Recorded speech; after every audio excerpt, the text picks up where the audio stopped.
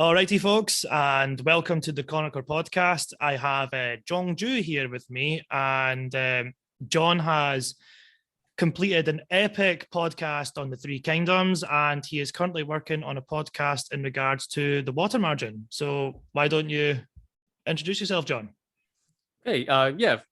Thanks, Dean, first of all, for having me on. It's a pleasure to be here. So, as you said, I am the creator of the Three Kingdoms podcast and the Water Margin podcast. So, I started the Three Kingdoms podcast in 2014 and wrapped it up in 2018.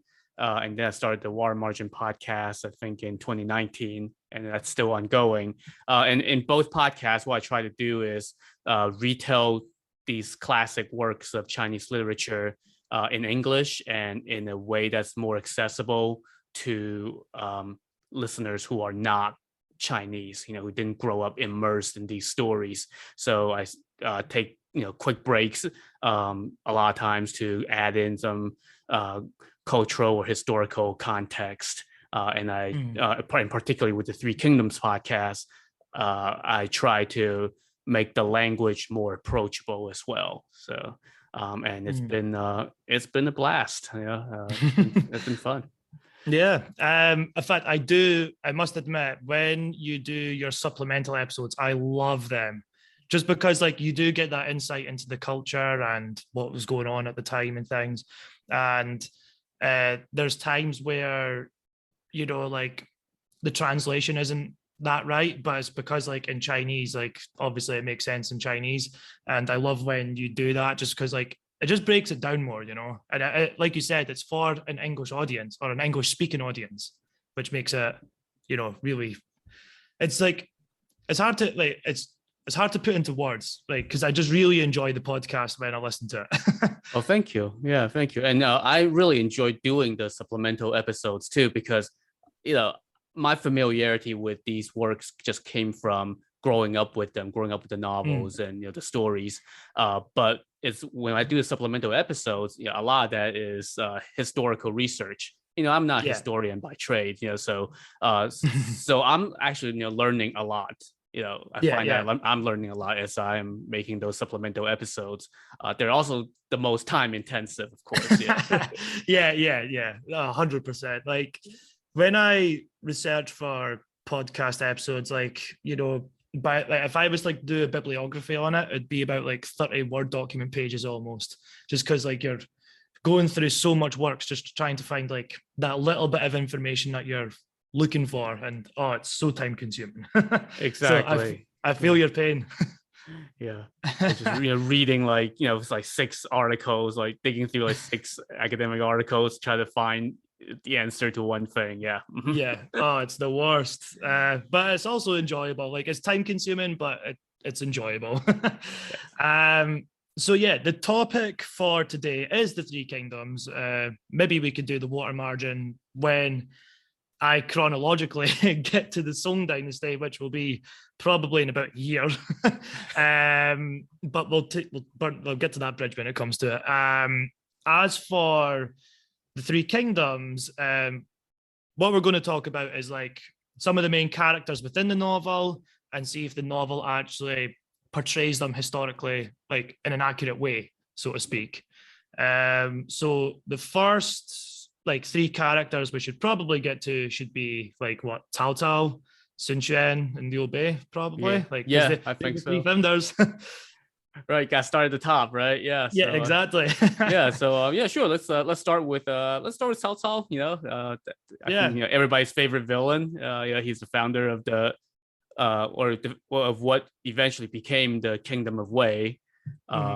So in the novel, he was portrayed as this crafty, wily, and ruthless villain. And and really, I think he has the biggest bone to pick with his characterization in the novel. Of all the characters in the novel, right? I mean, you think about, because you look at the real life Cao Cao, according to historical records. I mean, he was an extremely accomplished statesman. He was a poet. He revitalized agriculture in the north. After decades of war had led to like famine and stuff like that. You do all that, and you reunite the North, and then 1,000 years later, a book written 1,000 years later, basically defames you, and and now you are the greatest villain in Chinese history. Yeah, I mean, like, it's surprising because the students like that I speak to about the Three Kingdoms, I ask them, that's the first thing I ask them, who's your favorite character? And all of them say Taotao, every single one of them.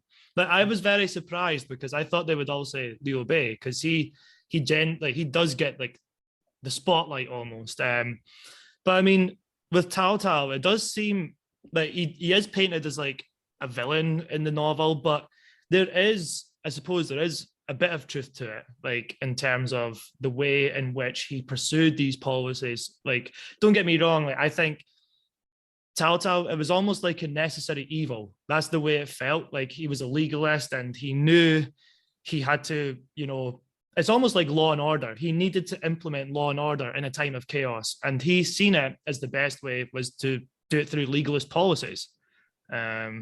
Which is, and then like, of course, like when the novel was written, like Confucianism was like the thing, and nobody cared for legalist policies. So yeah, Taotao does get portrayed as this like evil character. Yeah, it's like he took off a lot of heads, but a lot of people took off a lot of heads around that time. Yeah, exactly. I mean, and Cao Cao, at least did some good, did a lot of good, right?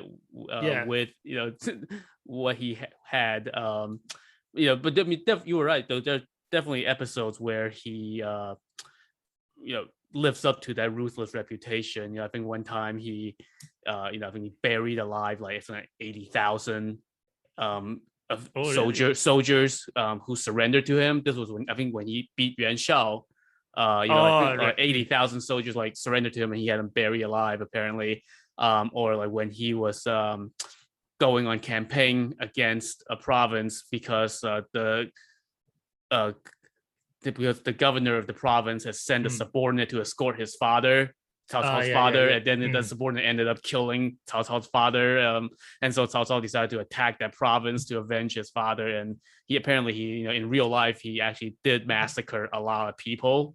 So there are definitely episodes where that sets the kind of the basis for that character. You see like where that particular aspect of the character, in the novel came from. But it's also funny that despite all that, Cao Cao apparently had a good reputation, after during the Three Kingdoms period, and right after the Three Kingdom period, during the Jin dynasty. And then it wasn't until after that it really started to go downhill. Such a shame. Yeah. And from what I understand, when Luo Guanzhong wrote the Three Kingdoms, there was actually a lot more material in there that were more neutral or some favorable to Cao Cao. But then I think it was a father and son team that came along, I don't know if I can't remember if it's like a couple centuries later, and they did edit of the original, and they took out a ton of the they took out a lot of the pro or neutral Cao Cao material, and really leaned into him being the villain. And that's kind of the version that we have. That's the the one in circulation today. So it's really funny to see how his reputation has evolved over the years. Yeah, I mean, well, I suppose it's good marketing, right? Because you need a villain in the story, and Taotao fits the bill. Because they're trying to make Liu Bei look really good, who we'll get to later.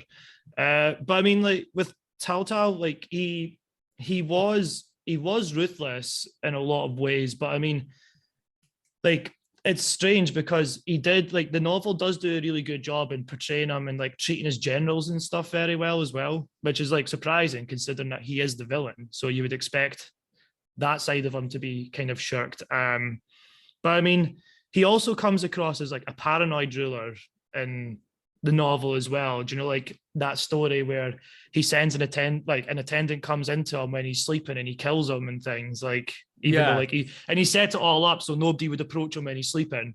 But I mean, like, I mean, do you think that's true? Do you think he was paranoid, or do you think he was more just like that's just like the writer trying to portray him as paranoid?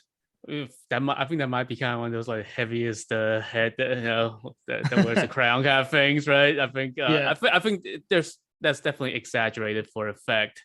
Mhm. Although that was him killing the attendant. That was also kind of portrayed as a strategic Mhm. thing on his part because he was worried about people assassinating him, so he decided to Yeah. kill one guy to put everybody else on notice.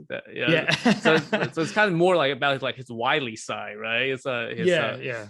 or shrewd scoundrel side. Yeah. Yeah. But because like he was very like he was undoubtedly extremely clever, and like it's strange because in his early years, a lot of people didn't have much faith in him because he would like run around with his best buddy at the time, Yuan Shao, which is really ironic, and like cause lots of trouble and things. Like I've heard about him like crashing weddings and things when he was younger, and then by the time like he's 30, he's like he's one of the most famous statesmen in the country, which is astounding when you think about it. It's like such a huge turnaround. Yes, absolutely. And I think he came from outside the mainstream. Yeah. His adopted grandfather was a powerful eunuch, but Mhm. being a eunuch, that was kind of looked down upon. So Yeah. he didn't come up from like a respectable Confucian family or anything like Yeah. that. So he was kind of like from the fringes, and he took advantage of the opportunity, the power vacuum, and he rose, and I think that's also, he got wrested power away from the Confucian families, and he made it a point to, promote men of talent who Yeah. also did not come from the mainstream. And I think that's also Mhm. one reason why the Confucian at the time and later on really vilified them, because he took away their power in a lot of ways. Yeah. And it's strange to think, isn't it? Like he gets portrayed as this villain for promoting the right people for the job. It's strange. Just like, okay. Yes, uh, it's yeah. And like what's remarkable about him is that in his lifetime he did manage to unify the North, and it's not as if he started off with a huge chunk of land. He had to fight every inch of like for every inch of land, like he had to fight for it. And this is when you like hear about the great strategies that he came up with in order to defeat his enemies, like Yuan Shao in particular at the Battle of Guanyu in 200, I believe. yeah. He like completely wiped the floor with Yuan Shao, even though he was outnumbered like 7-1. It's just what an incredible character. Yeah, I mean, like I say, I mean, he was a great military uh commander and great statesman. Like Yeah. you look at his record, and he comes out as perhaps, I think, the most impressive figure from the era in terms of what he Yeah. accomplished, right? I mean, Yeah. Yeah. he put together the foundation for what turned out to be the largest kingdom, and the Mhm. kingdom that eventually reunited China. Yeah. Yeah, and you look at all the other things he accomplished as a statesman in his civil administration. Yeah, he Mhm. came up with, or he revitalized agriculture by putting his soldiers to work Yeah. on the land when they weren't fighting. That was something new. Again, we talked about his poetry. He was a great Yeah. writer, and he and his sons, like two of his sons, were great. Mhm. Were recognized as really respected poets at the time. Yeah. Yes, Yeah. so he's a really interesting character, and I think it's funny because when I was young, like all the portrayals of him, in popular culture were kind of like straightforward from the book, like where he Yeah. is the villain. But I think in the last like couple of decades, you do see this kind of rehabilitation of sorts, right? Where Yeah. Yeah. he's now like a much more complex character, like that 2010s Mhm. TV series especially, I think really leans into that, giving that like alternate portrayal of him. Yeah, yeah. In fact, I am watching one on YouTube. It's not like the Three Kingdoms show that was released in, I think it was like 2008 or something. Mm-hmm. There's a new one, and it focuses solely on Taotao. So like you see Liu Bei and stuff like in that, but it's nowhere near as like heavily focused on like the Three Kingdoms. It's all about Taotao, like his early life, and then him as a statesman. And in the program, I've actually got to the part where he's just defeated Liu Bu, and like Liu Bei has taken over Shu province and things. And what's interesting is that this show doesn't make Liu Bei out to be this great guy. He actually makes him out to be kind of crafty. But I've never seen that before. I was like, oh, that's surprising, because like there was a scene where Cao Cao and Liu Bei were talking, and Liu Bei was like, wait 1 year and we'll see who the governor of Shu province is. Basically indicating that I'm going to be the governor. I was like, oh, right. Wasn't expecting that. Right. Yeah. Yeah. And I mean, did you want to transition to talking about Liu Bei? I mean, I think this might be good. Yeah. This is probably a good time to get into Liu Bei. So from what I've read, especially when I was younger, like Liu Bei was always seen as this great man of the people. He was always like the shining gem of the novel. He's like the good guy. He's the underdog, and he still loses. But like when you put it under scrutiny, it's actually a lot more complicated than that, because Liu Bei was ambitious. Like he's always, I'm just trying to like rebuild the Han, and like, but nah, he wanted to be emperor.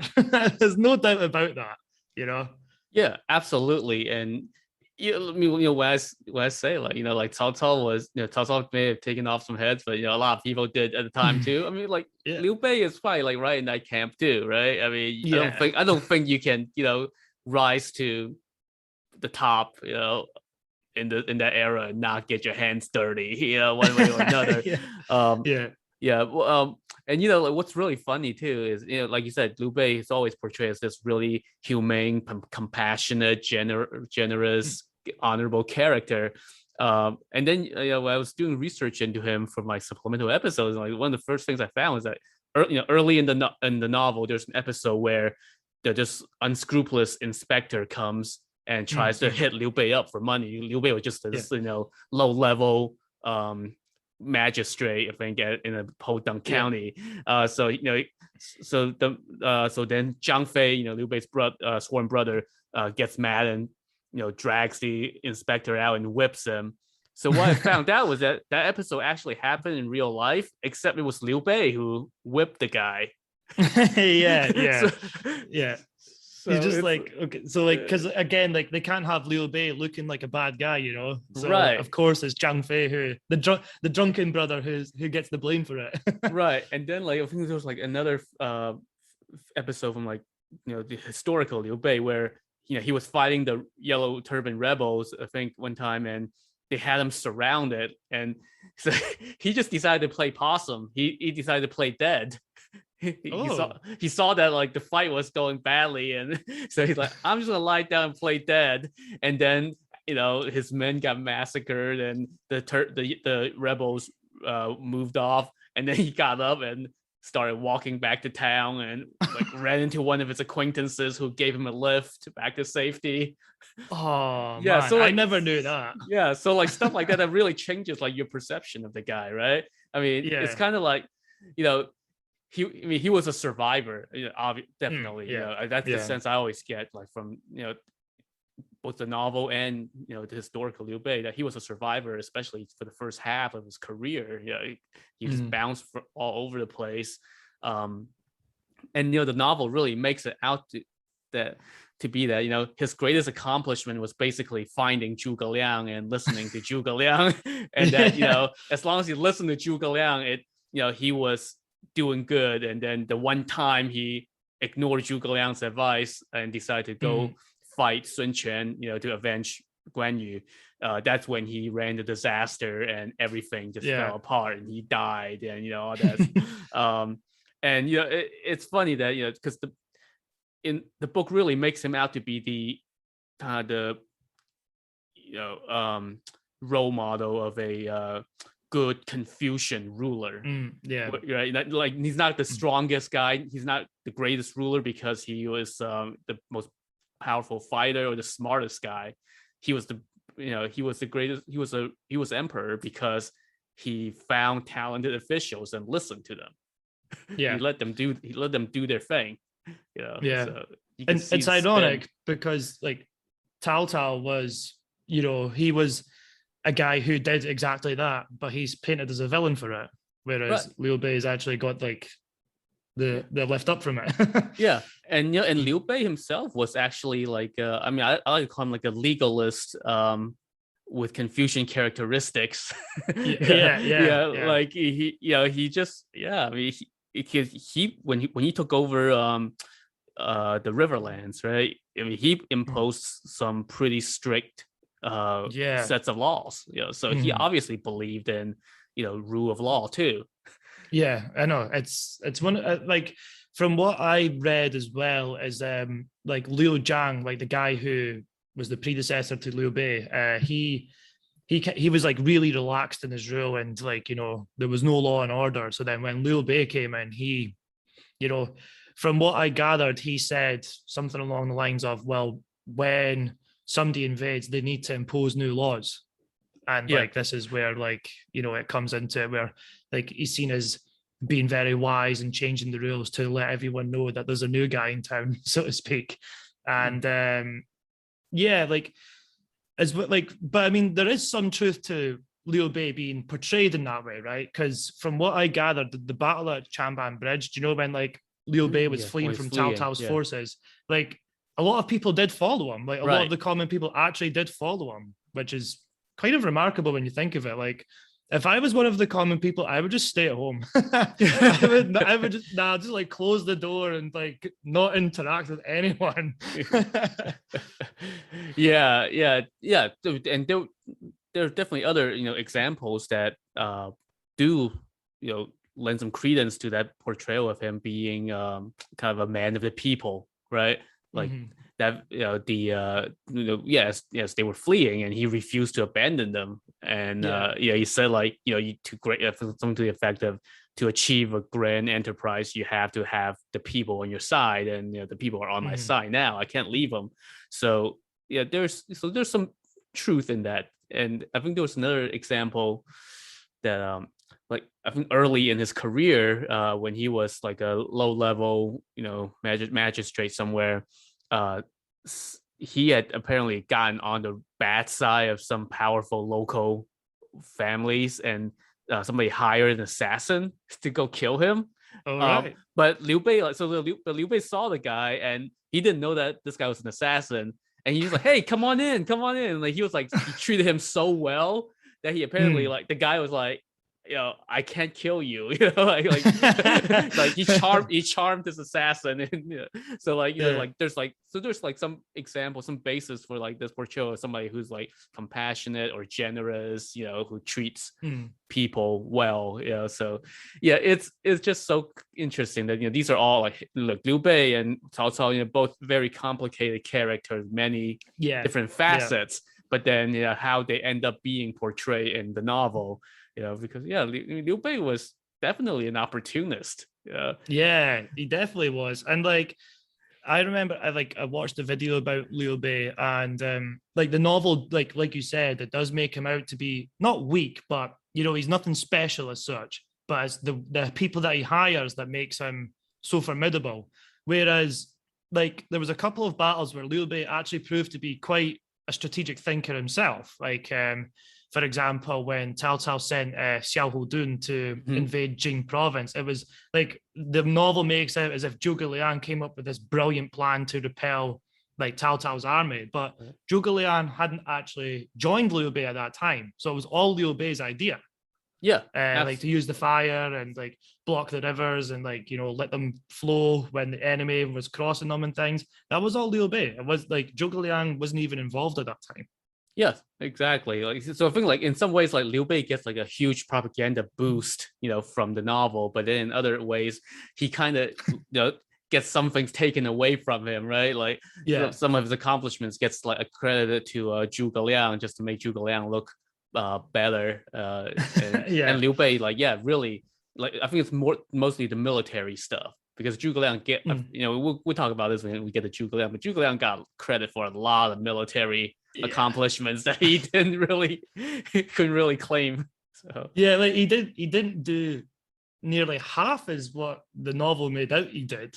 But I mean, I suppose now is a good time to talk about Zhuge Liang. Like, we could do like Shu Han and then move into like Dongwu. So Zhuge Liang, he gets so much credit for a lot of things that he didn't even participate in, and in particular, the Battle of Red Cliff. That's probably like, you know, the epiphany of it. Because like Zhuge Liang, like, he's like, and again, like, we'll get to Zhou Yu, but like, there's that relationship between them two where Zhou Yu is so jealous of his talent and things, whereas it doesn't seem like that was really the case from what I've read. Like, it was all Zhou Yu's master plan. Like, Zhuge Liang didn't do much in that regard. So I think, well, from what I understand, that Zhuge Liang was he played a key role in forming the alliance between Liu Bei and Sun Quan. But then once the alliance was formed, and they actually had to fight the battle, he didn't really have a central role in planning the battle or anything like that. And then and as you said, before that, he got credit for repelling Xia Houdun when he hadn't even joined Liu Bei yet, and and then after that, he also got credit for helping Liu Bei, like, take over like the rest of Jing province, and then take over the Riverlands, even though like, I don't think there's, in the historical records, there's no mention of Zhuge Liang actually playing a role in like taking over Jing province. I think he got put in charge of one of the towns, or some part of the region at some point after Liu Bei had taken it over. And then when Liu Bei was attacking the Riverlands, Zhuge Liang seemed like his main role was just ensuring Zhuge Liang's main role was just staying behind in Jing province and watch the shop, like, administering it. And then I'm sorry, go on. No, and then let's see. So after Liu Bei takes over the Riverlands, then he goes and fights Cao Cao for Hanzhong. And in the novel, that was like all Zhuge Liang. That was like one of like the most hilarious things, where like Zhuge Liang keeps Cao Cao up like half the night by pretending to attack, and every time like Cao Cao tries to sleep, like he couldn't, right? Because Zhuge Liang would like just have his guys like bang drums and stuff like that. But in reality, Zhuge Liang wasn't even anywhere near the battlefield. He was back in Chengdu, and his main role was to oversee the logistics of like providing supplies to the army, which was important, but he wasn't there like doing like strategy and stuff. And that was another case where I think Liu Bei, actually did more than he got credit for. So it really seems like Zhuge Liang didn't really come into his own like until after Liu Bei died. Because like, and there's another point as well where like the novel made out that one time Liu Bei didn't listen to Zhuge Liang and tried to invade Sun Quan, like, in Dongwu. From what I've read, Zhuge Liang actually supported the invasion. Like, so I don't think he spoke up against it. Like, so you're just like, okay. I mean, like, to give Liu Bei credit where it's due, it was probably the right thing to do in terms of like, trying to match Taotao's power, like to invade the Third Kingdom. But when he tried to invade, it was just a disaster. It's just like he didn't have a strategic head on that day. He was just too hell-bent on getting revenge for Guanyu. But like when Zhuge Liang, like, because like when Liu Bei died, this is when Zhuge Liang really, it's almost as if like he was the ruler of Shu Han, because like Liu Bei's son was pretty much useless. So Zhuge Liang had to deal with everything, I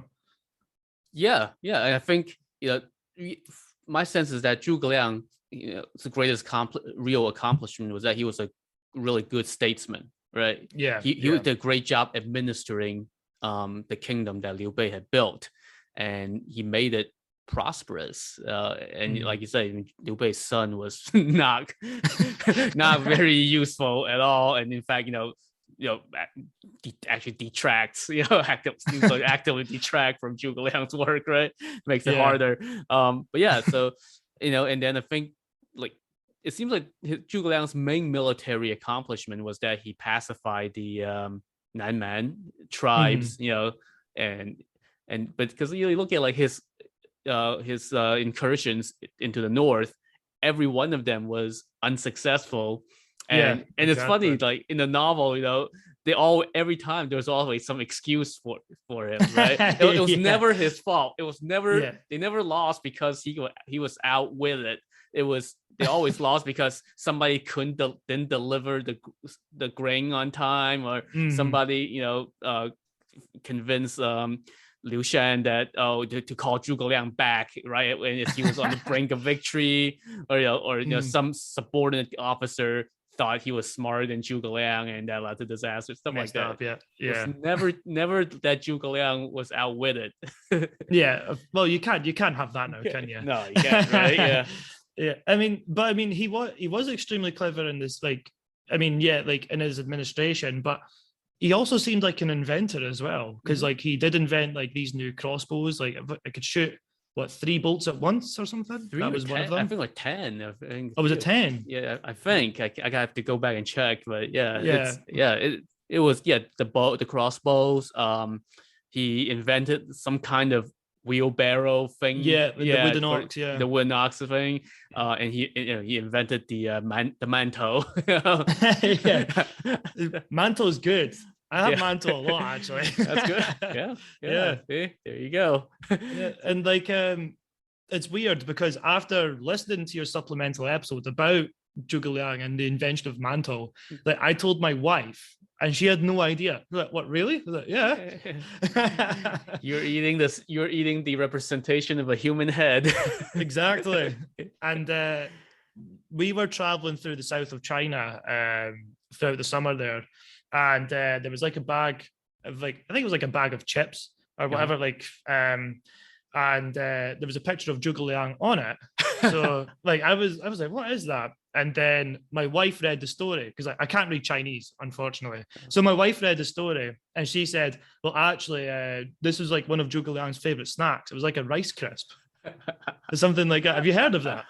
I have not, but this being China, I would not be surprised somebody it's probably not true, but still the story was funny, because like what happened was it was when Zhuge Liang first met Liu Bei, and like his wife cooked like rice for them, but then there was a lot of rice that stuck to the pot, and then she invented like this like thing that's like and deep fried it, and then it was like deep fried rice.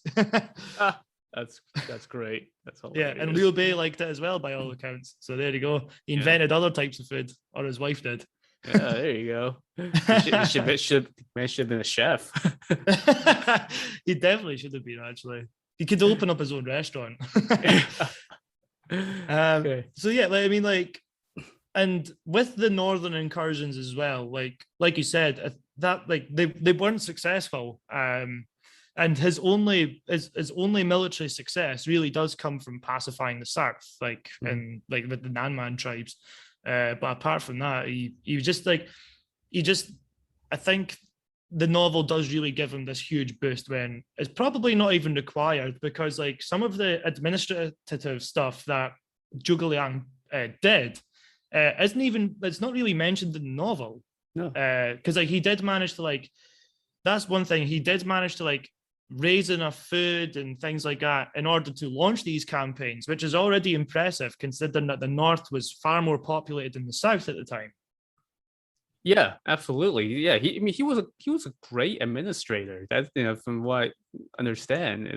And I think he was obviously well respected and recognized as such during his time. And I think what the novel really did is that it took him from one of I guess many great administrators in Chinese history to being this mythical figure almost.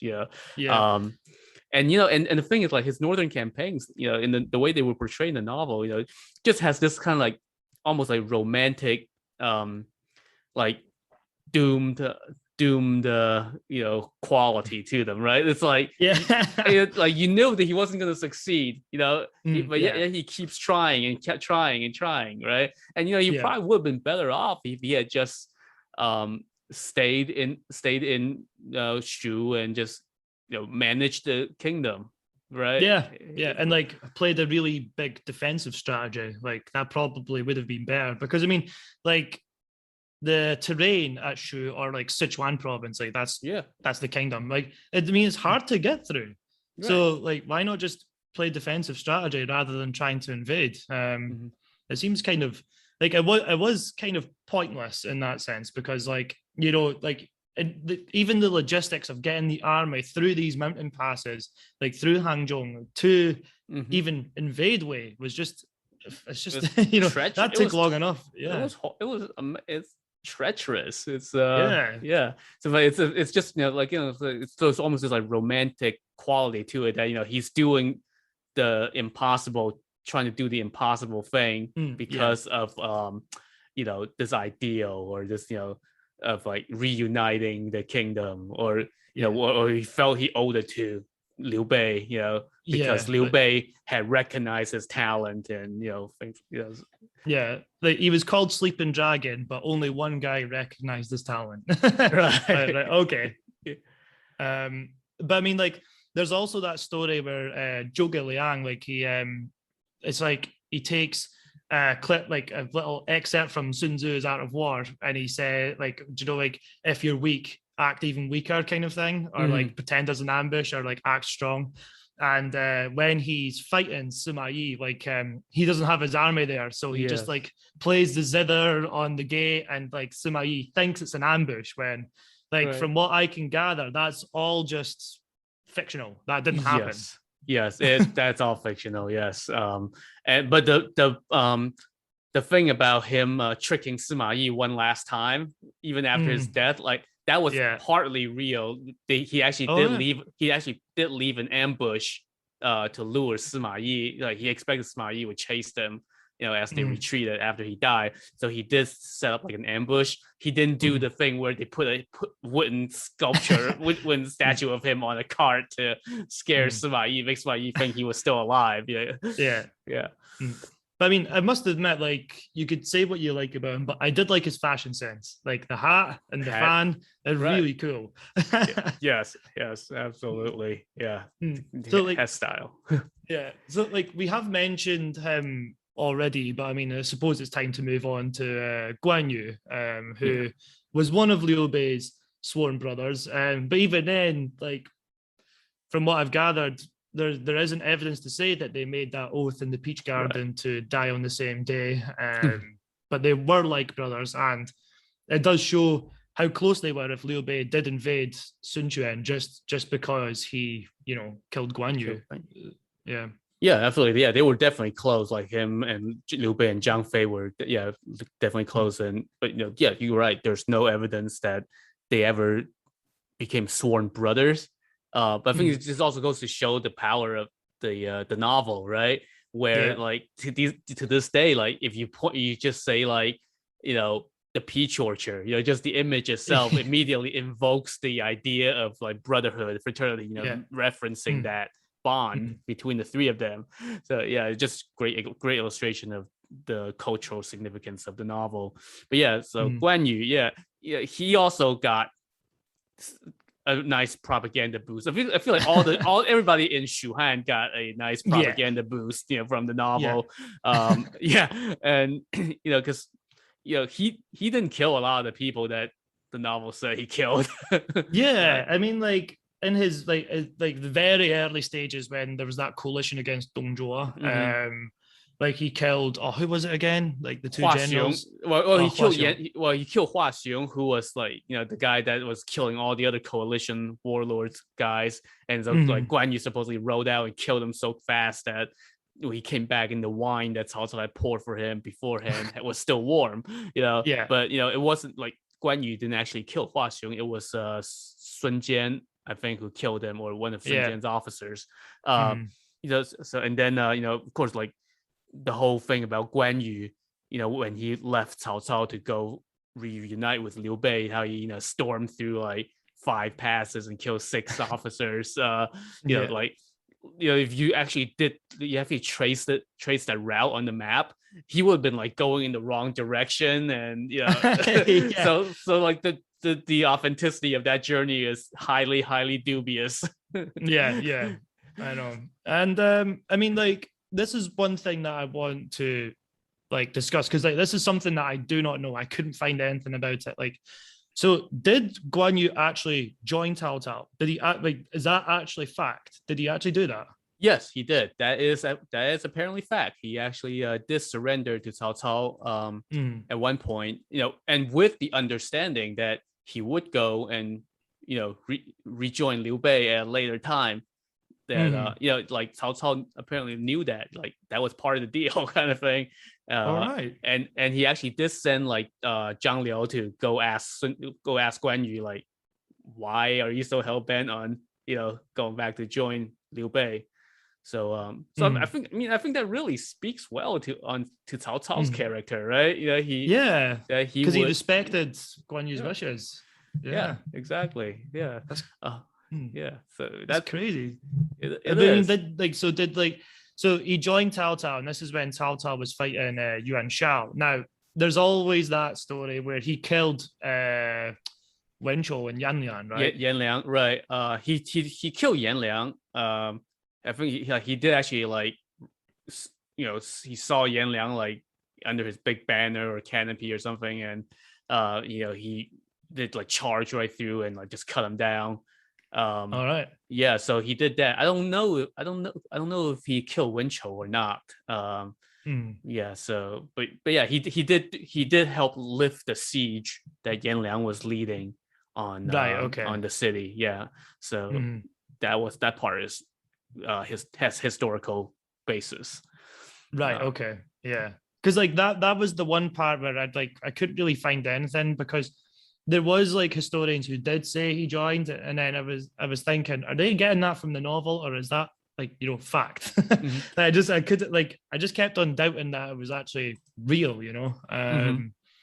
So like after, like, because then obviously he reunites with Liu Bei, and then the 3 brothers, they like say to hell with this, like fighting with Yuan Shao, because like Yuan Shao wasn't exactly the best commander, and then they flee to Jing province.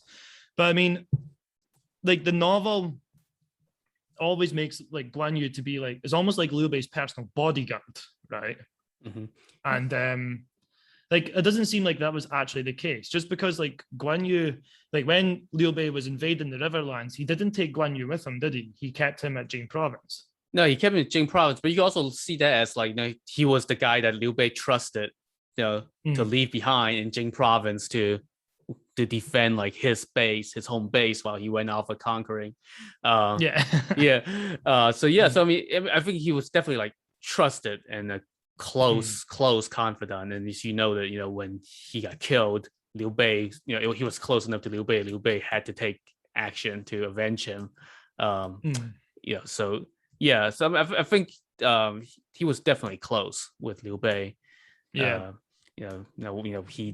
didn't exactly do Liu Bei a whole lot of favors, once Liu Bei left him in Jing province. No, he didn't. He really didn't. Because like, I mean, this is the other part as well, where Sun Quan tries to propose a marriage between, was it Guan Yu's daughter and his son? Guan Yu's daughter and his son, yeah. Yeah, and like he just says, why would like a tiger marry a dog or something? Yeah, something along those lines. You're like, that's not really helping diplomatic relations there, especially when it was so tense between the two of them at that time, because Dongwu, like, rightly so, believed that Jing province should belong to them, and Guan Yu was just having none of it. Like, no, you're not getting it, and we're not. And like Sun Quan, to his credit, was like, right, okay, how about we have this alliance then, and like, we'll cement it with this marriage. And then even then, Guan Yu just said no.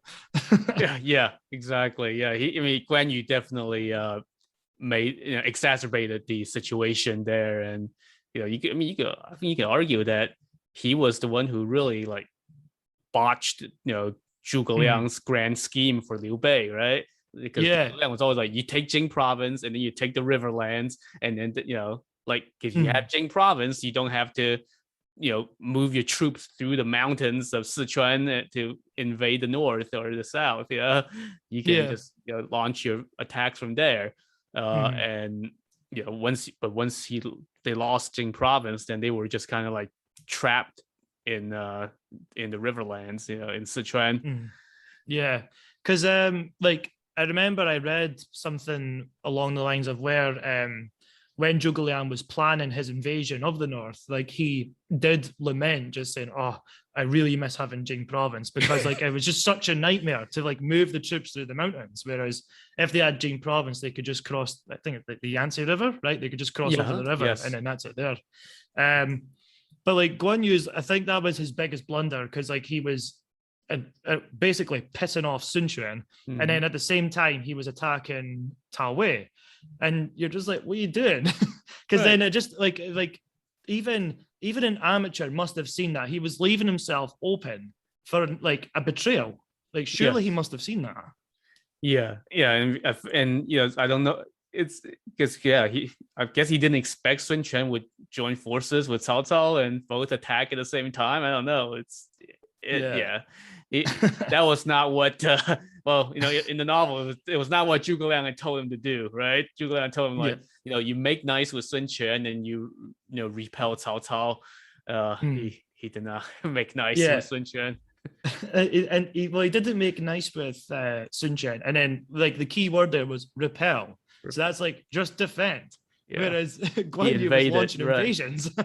Right. Yeah. I don't think he got permission to launch an invasion either. I don't think that was ever like part of like Liu Bei's scheme, Liu Bei's plan, right? To like, okay, go ahead and start invading the north now. And like his treatment of his subordinates at that time doesn't seem to play too well either, because like there was a time where they were besieging one of the cities, and like his officers were saying, we cannot breach the city. And then Guanyu just said, "Oh, well, you're all useless, basically." Right. That's not the way to treat your commanders when you're trying to like rally the men. Yes, exactly. Yeah, and some of that's probably too exaggerated in the novel too. For just to set him up for the fall. You can see the fall coming. Yeah, definitely. But I mean, like the sense of loyalty that Guanyu has is like, that's very real, because like he joined Taotao and then went back to Liu Bei, and again, I suppose like refusing to marry his daughter off to Sun Quan, I guess, is another sign of that loyalty, like because he only just sees Liu Bei as like, is almost like a god, pretty much. That's the way that it comes across, or in the novel anyway. In some ways, I guess. But Liu Bei also married Sun Quan's sister. So it's kind of like there's a lot of intermarrying going on, and if you want to be like just cold-eyed about it, marrying his daughter to Sun Quan's son would be a good bargain if it ensure like lasting peace, right? That in the region, but I think it, I think in the historical records, they do say that like he was like arrogant, and that the arrogance definitely does come through like throughout the novel. That he was very haughty, and he had in the novel he had the skills to back it up until the end. Yeah, which was like unfortunate for him. But I mean, like the novel does like this like weird like episode almost where when Guanyu dies, he's always like coming to Liu Bei in his dreams and things, saying, "You need to avenge me," and like it seems like his spirit never passes because it was a great injustice, like that he got killed. And like as we're watching it unfold, like I just remember thinking, well, you kind of deserved it. Like that's your own fault that this happened. Right, yeah, and then in the novel it was like and then he finally gets it when the monk that he had run into a long time ago, like saw his spirit and told him, you're always like showing up around here asking people to return your head, and like what about all the people that you killed? Who are they going to? and apparently like like in the novel that was when his spirit instead of just showing up and complaining, like he started actually like using his god powers to do something nice for the people, and and that's apparently how they started to worship him as a god and such. Yeah, because I mean, like, of all the characters within the novel, like even living in Beijing, you see statues of Guanyu everywhere. Like every single shop has a statue of him of some sort. And like, I suppose it does come from that loyalty aspect, right? Like that's where it comes into it. Yeah. I mean, there's an old Chinese saying, like like talking about like being honorable, like men should behave like Guanyu, like just so definitely he's a symbol of like honor, and he's also the god of war. So that there's that also adds to kind of his status as or just people worshiping him. Yeah, I mean, like, speaking of the war side, there was like, again, when he's invading the north, where he did use like a river to flood the city. Was that Fan Castle, I believe? He used the river to flood it. He flooded it. Yep. Yeah, so like that's historically accurate as well, right? He did actually do that. Yeah, he did. Yeah. Yeah. So I mean, so he wasn't all brawn. He did have some strategy. There was a bit of brain. Yeah. And but the other thing that I was amazed when I found this out, that this was real, when he had the doctor scrape his arrow wound. Like that actually happened, not the famous doctor in the novel, but like a doctor, literally like just scraped off like the wound while he was drinking and like playing chess or just partying with his officers, I guess. Yeah, I was like, that's crazy. So he definitely had a lot of brawn, because I mean that surgery must have been so painful, because like the doctor was actually scraping like the dead flesh off his bone, right? Off his bone, it was like, I think there was like infection, that the doctor had to scrape off. It was like that's a sore one. And like, there he is, like partying. Maybe like he had really strong wine that day. Yeah, I know. He got really drunk. He was like, let me do a few rounds. Let me drink a few rounds before you start.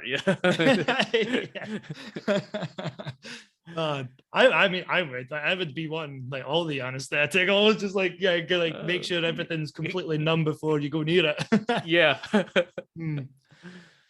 So like we've already kind of touched on it, so I think it's time to move on to like Sun Quan and like Dongwu. And what I find strange about the novel is that they don't get mentioned an awful lot. Like a lot of it's all on Taotao and Liu Bei. So you could almost argue it's almost like Romance of the Two Kingdoms, because like, and then like there's a third one there, because that's the way it feels. They're always like an afterthought.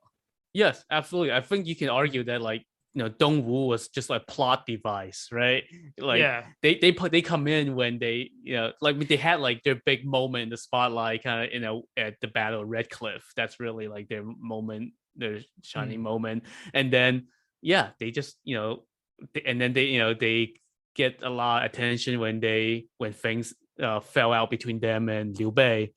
But then after that, once they became allies with Shu again, they just disappeared from the second half of the novel. And I think at the end of the novel, after Jin conquered Shu, and so it was just left, it was just the kingdom of Jin and the kingdom of Wu. And like they just like the novel just skipped and say like, and then 10 years passed, or not much happened. It's like been so much detail up to that point, and then it's almost like the writer just got lazy. I can't be bothered. 10 years later.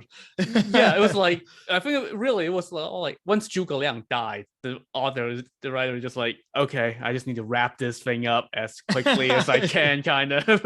Or once Sima Yi, once the Sima clan ascended, I was like, okay, that's the end of the story. Everything else is just like prologue or whatever. But we need to mention these people, then that's it. But I mean, like from what I've gathered, Dongwu was actually a really powerful kingdom in the sense that Sun Quan was remarkable at administrating the kingdom, and not only that, like he had a lot of great advisors around him, and he again, like I suppose it's like that Confucian value where he listened to his advisors, and like the two that really stand out for Sun Quan would be Zhou Yu and Lu Su, right? Yeah, I Yeah. think, and Zhou Yu, was his was the childhood friend of Sun Quan's older brother.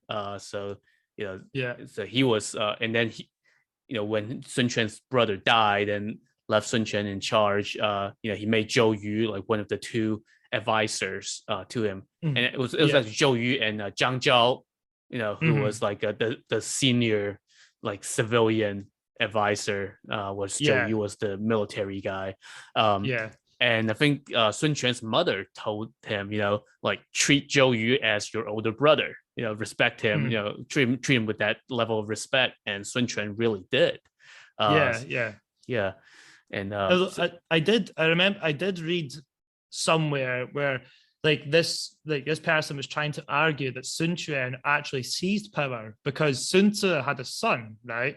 And this person was arguing that naturally all that power should have went to his son, but he was too young. So he should have had people advising for him, but Sun Quan just done him in very quickly and just like made a power grab. Like I don't know how much, like I don't know if it's true or not, but when I was reading it, I was like, well, that maybe makes sense. But I mean, like even so, like Sun Quan was more like he was definitely the right choice to like run the kingdom after Sun Tzu had like basically done all the conquering. Yeah, because I mean he was experienced even though he was young. I think he was campaigning with Sun Tzu and he was like 12 or 13, and he was like leading troops when he was like 17, 18, something like that. So so I could, if he were to do a coup, I could totally see where the officers would be behind him, right? Because he's been the guy that's been out there with them. Like the whole time. Yeah, and go ahead. No, sorry, go on. No, I was gonna say, like, going back to what you said earlier about like Dongwu being a really powerful kingdom, and it's funny because like this is not in the novel at all, but after Red Cliff, while Liu Bei was like busy going west and things like that, like Sun Quan was actually like busy conquering territory to the south of him. Like he pushed his kingdom all the way to like the southeast coast, right? Like to Vietnam, into Vietnam, like so none of that was in the novel. It would just seem like Dongwu just all they did was plot how to take back Jing province. And...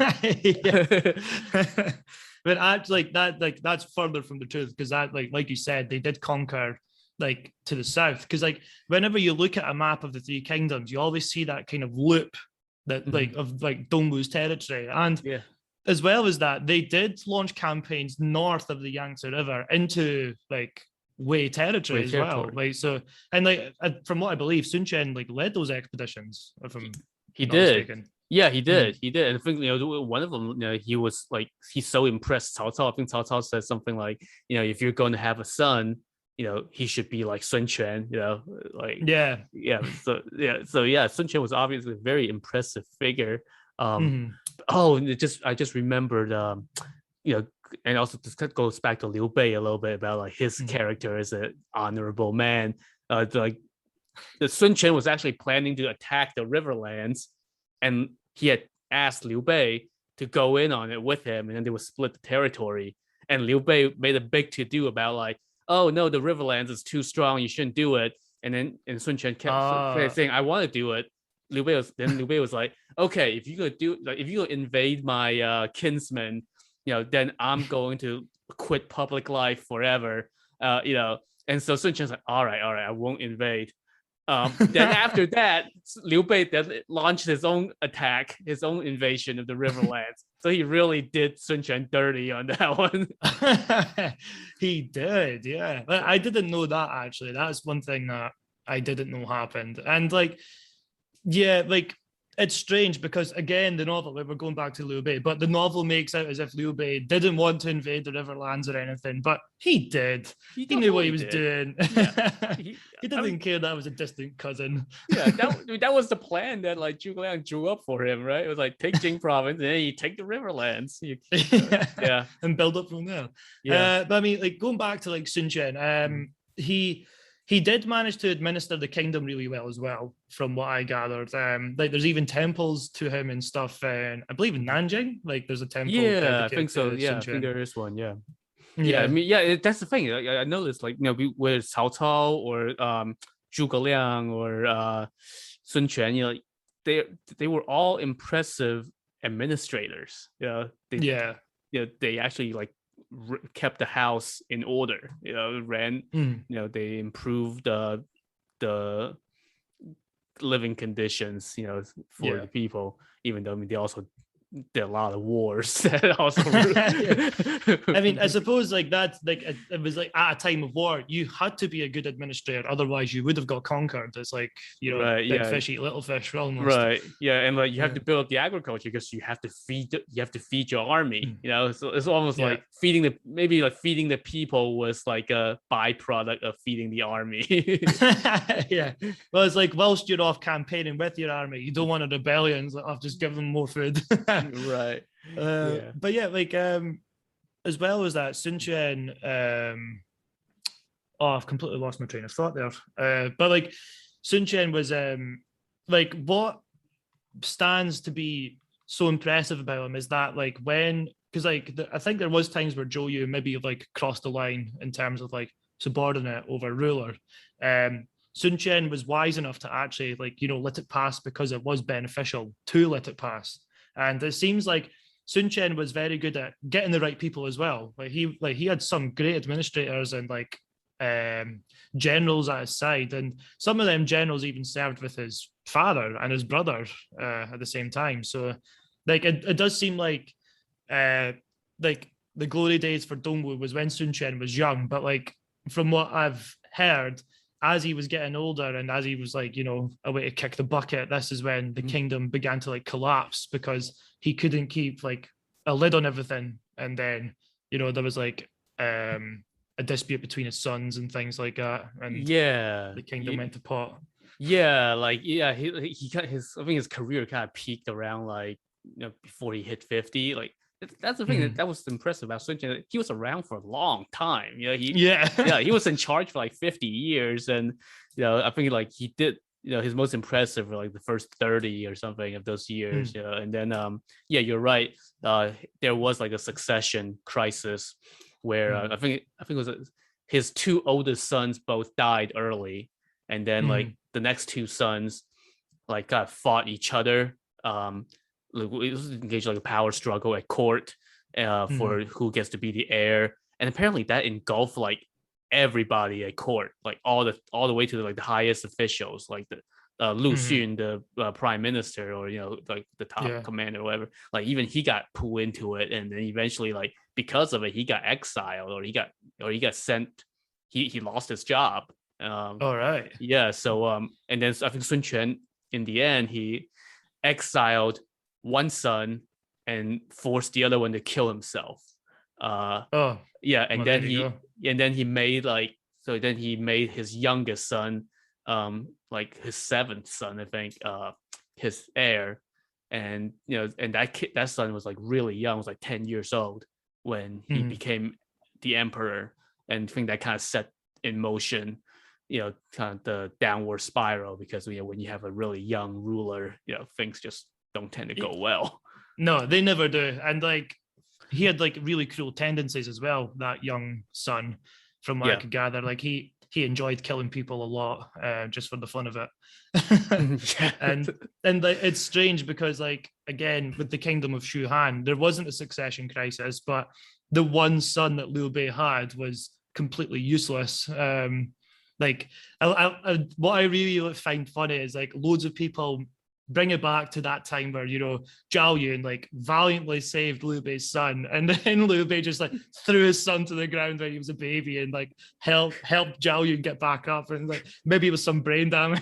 Right. Just... Yeah. It was just like, it's just payback for that. Yeah. It's like, you spent your whole life building up this kingdom, this huge enterprise, and then you give it to your son who's useless. Yes. It's really ironic, right? Like Zhao Yun, you know, who's my favorite character in the novel.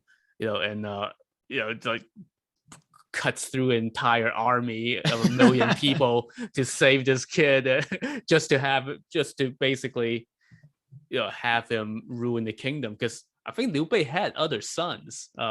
So if right. Eventually he had him later maybe. But you know, so if Liu Shan didn't get rescued, you know, somebody else might have been in charge, and who knows, right? Yeah, could have been a better kingdom. Like they might have actually been able to, well, maybe not reunify China. I think it was always the North who would have reunified China at the end. But yeah, like, I mean, it's funny because, I mean, this is like what the novel does, right? Because like we're talking about Sun Quan, and then somehow we end up going back to one of the other kingdoms. Yeah.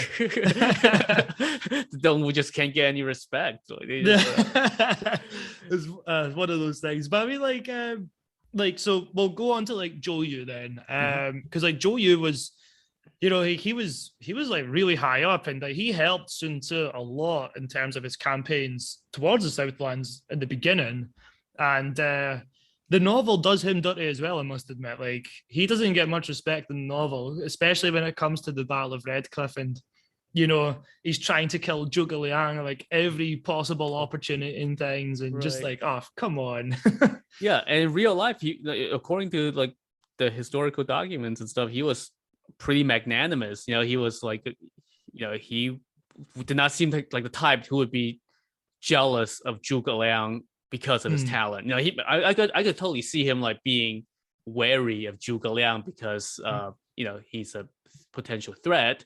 But then at the same time, you know, at that time, like we already talked about, Zhuge Liang wasn't really a big player at that point yet, you know. So I mean, the whole idea of like Zhou Yu being so jealous of him at that point doesn't really make a whole lot of sense. So it really, Zhou Yu really did get done dirty by the novel too. And you know, him and like all the Dongwu officers, right?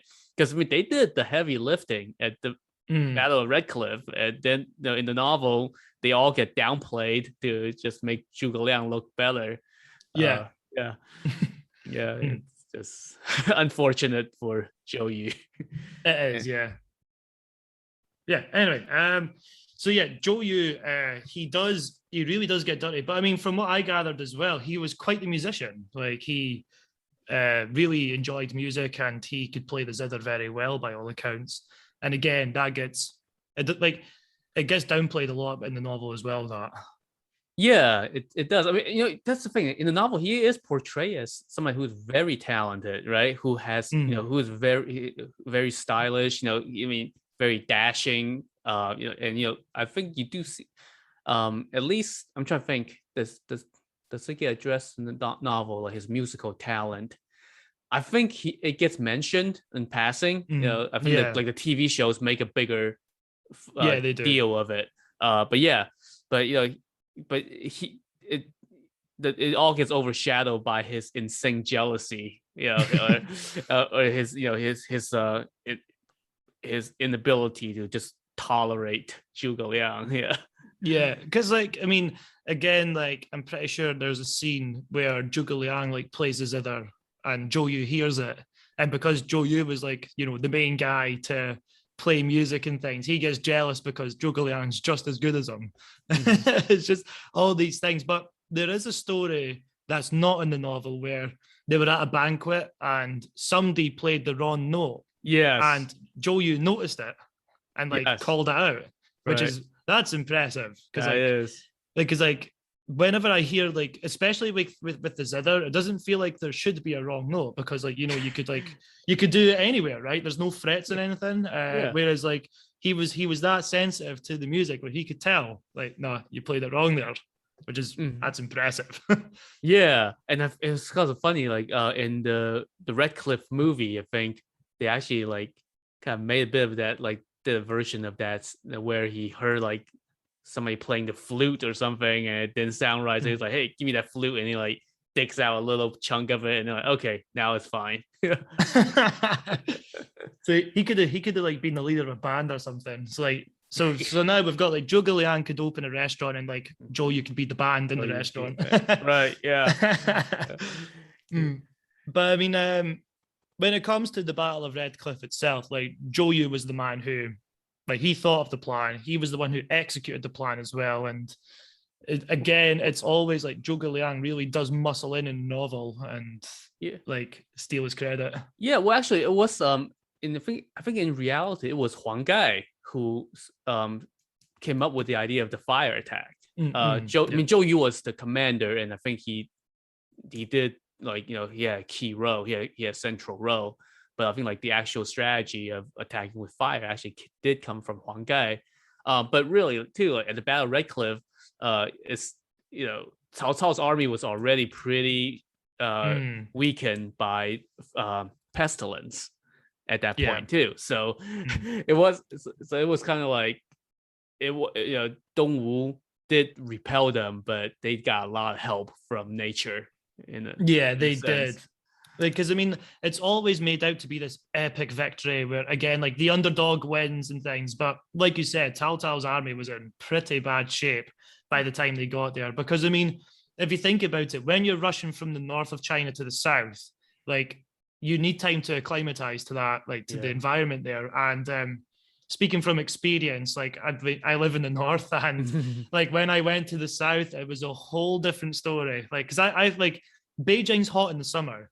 But then when I went to, like, I think it was like Jinan, so like you're talking like around Shanghai area, like around that coast, right? Like it's a whole different ball game. It was so humid there, and like because it's so humid, like it just feels even hotter than what it normally should. Oh, it was horrible. So I mean, like, imagine you're there, like your commanders are making you run there, and you've got full body armor on and things. Like, of course you're going to like get sick, and one thing that Taotao did was he did absorb the Jin like army into his own army. So I mean, like, there's questions of loyalty there as well, right? Like, I mean, you can't fully trust those guys. Yes, exactly. Yeah, so Cao Cao was already like he kind of had like two strikes against him at that point, and I can I can never quite get a sense of like whether in real life whether Cao Cao was already like falling back because of pestilence and because his army was falling ill, and then like Dongwu just like chased him and burned some ships as they were leaving, or if they were actually like had like head-to-head battles and then like Dongwu like burned some ships and that forced Cao Cao to leave, but in any case, like Dongwu got a lot of help, even though they were drastically outnumbered. I mean, like, the fire attack was ingenious because, like, whenever you think of naval battles, you're like, a fire attack? Like, why would that work? But I mean, like, they are on a wooden vessel. So it does make sense. And like the ruse, like, it's called the batter beating ruse, like that seemed to happen as well, like to convince Taotao that Huang Gai was actually going to defect. I'm trying to think. I don't know. I don't think that actually happened. No. I mean, I don't, or at least I couldn't find like any mention of like of that. I mean, it was like this, but the surrender, like the fake surrender, did happen. Like Huang Gai did write to Cao Cao and say, "I'm surrendering," and that was the that was the trick, the deception under which he was moving his fleet over to Cao Cao's side. But I couldn't find any. I don't know if I found anything of that says like they actually did the whole beating Huang Gai. And that does sound very much like a narrative device too. I mean, it probably is fictional. I just read, like, I can't remember which source it was, but they did say like that did happen. But I mean, like you said, it does seem it's like too romanticized to really have happened. But I mean, like, I suppose like it fits well in the novel because Taotao was always seen as this like suspicious character, so you need to convince him. But I mean, like, it's just one of those things. Like, Like Oh, I think a letter probably would have sufficed, like without actually having to beat the seven. guy with a few Big- bamboo sticks. right. Yeah. But speaking of tricks, here's another example of how like Dongwu just can't get any respect in the novel, right? So the like in the novel at Redcliffe, Zhuge Liang does the ingenious borrowing arrows with the Oh yeah. straw man thing, and that was Mhm. actually a trick that Sun Quan had pulled, in real life. Oh, right. Like Because I didn't know if anybody pulled it, but like it was actually Sun Chen who did that. yeah, and he didn't do it at Redcliffe. He did it in one of his later northern campaigns. Ah. That he did that, but in the novel that became Zhuge Liang's thing. That's like one of the defining things about Jugular is Right, that trick, and exactly. didn't even So happen. yes, like I said, Zhuge Liang got credit for so much stuff that he didn't actually do. Yeah.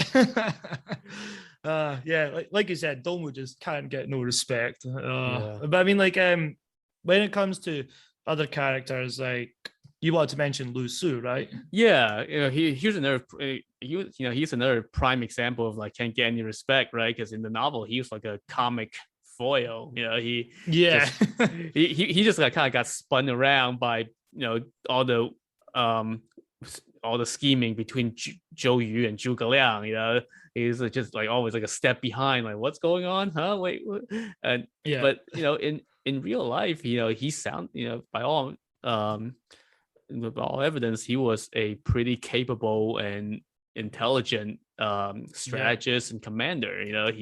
I think he was the one who kind of laid out the vision for Sun Quan, like kind of like Mhm. the same way that Zhuge Liang laid it out for Liu Bei, right? Yeah. Yeah. He told Sun Quan like, okay, here's how you achieve power and how have a stable kingdom, and then Mhm.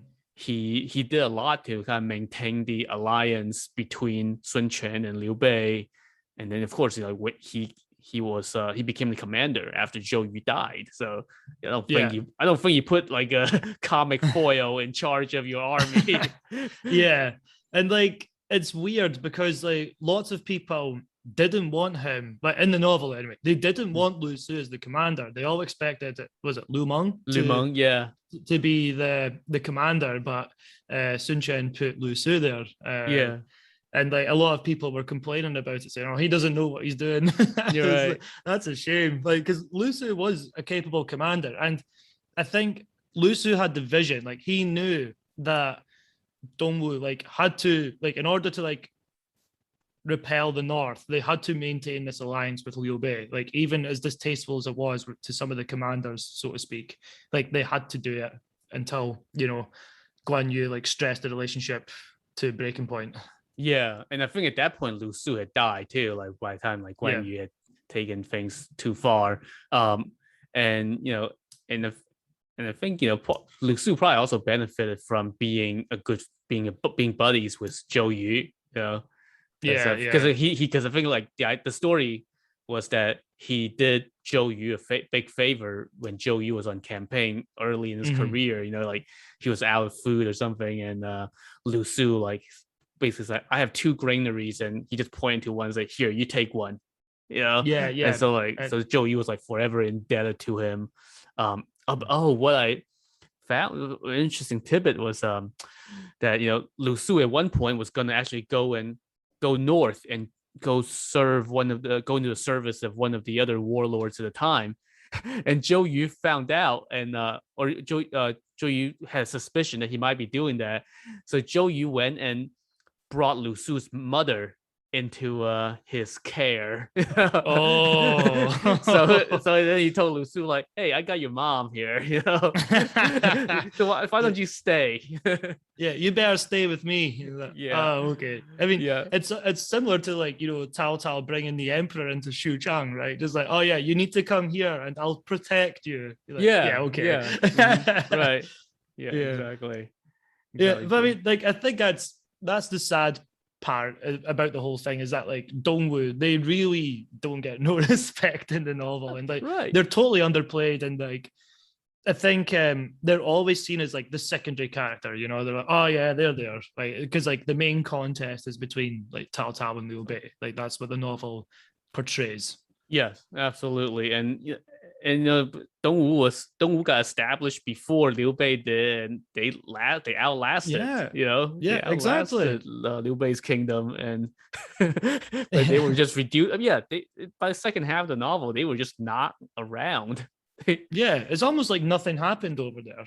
Yeah, yeah, Yeah, just like, nah, they're there, yeah, but nothing's happening. yeah. Like, It's like I feel like which isn't true. right. I think you get like a chapter, like somewhere in the back, and it says like, oh, and then like Dongwu had a bunch of succession crises, and that's Yeah, it. Yeah. yeah. And now And then it goes back.